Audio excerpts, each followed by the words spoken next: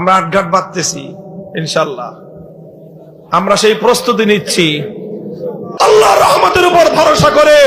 বাংলার মানুষ আজ আলেম সমাজের নেতৃত্বে আস্থা রেখে যেভাবে তারা ঐক্যবদ্ধ হচ্ছে, আমরা বাংলার মানুষকে প্রতিশ্রুতি দিয়েছি, যদি ইনশাআল্লাহ আল্লাহর রহমত শামিলে হাল হয়, আগামীর বাংলাদেশ হবে ইসলামের বাংলাদেশ, খেলাফতের বাংলাদেশ, আল কোরআনের বাংলাদেশ।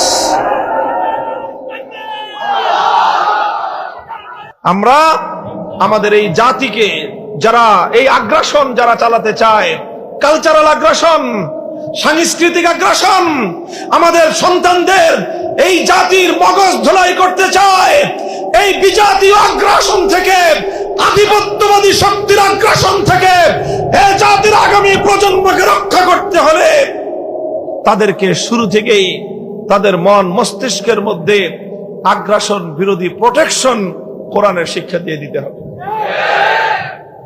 কোরআনের শিক্ষাকে আমি কি বললাম? আগ্রাসন বিরোধী প্রোটেকশন। তুমি যতই আগ্রাসন চালাও, কোরআনের যদি শিক্ষা থাকে, সেটা তোমার সমস্ত আগ্রাসন থেকে আমাদের সন্তানদেরকে প্রোটেক্ট করবে ইনশাআল্লাহ। ভাই, আমি বারবার অন্য সাবজেক্টে যাই, আবার ফিরে ফিরে আমাকে আমার এই জায়গায় নিয়ে আসে আমার আবেগ, আমার ভালোবাসা কোরআনের প্রতি এবং উম্মতের প্রতি আমাদের যে দায়িত্ববোধ, সেটা আমাকে বারবার এখানে নিয়ে আসতেছে কথাটা। আমি আপনাদেরকে বলি, প্রত্যেকে যার যার জায়গা থেকে, আপনি হতে পারেন স্কুলের টিচার, আপনি হতে পারেন কলেজের শিক্ষক, আপনি হতে পারেন কলেজের বা স্কুলের গভর্নিং বডির সদস্য, একজন পরিচালনা পরিষদ সদস্য হতে পারেন। আপনারা আপনাদের জায়গা থেকে উদ্যোগগুলি গ্রহণ করেন।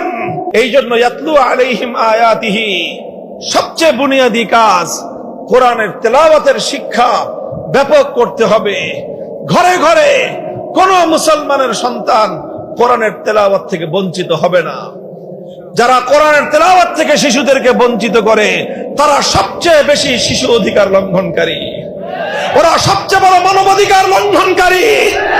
মানবাধিকার লঙ্ঘন, শিশুর অধিকার লঙ্ঘনের বিরুদ্ধে জিরো টলারেন্স নীতিতে দেশ এবং জাতিকে পরিচালনা করতে হবে। তুমি তোমার শিশু সন্তানকে কোরআনের শিক্ষা থেকে বঞ্চিত করছো, মানে তুমি তোমার সন্তানের উপর সবচেয়ে বড় জুলুম করতেছো। তোমাদের এই অধিকার নাই, ইউ হ্যাভ নো রাইট। তোমাদের কোনো অধিকার নাই একটা শিশুর উপরে অত্যাচার করার, এই জুলুম করার। তুমি সন্তান জন্ম দিয়েছো বলে তুমি সন্তানের মালিক হও নাই।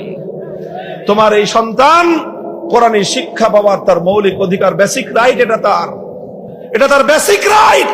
এই অধিকারটা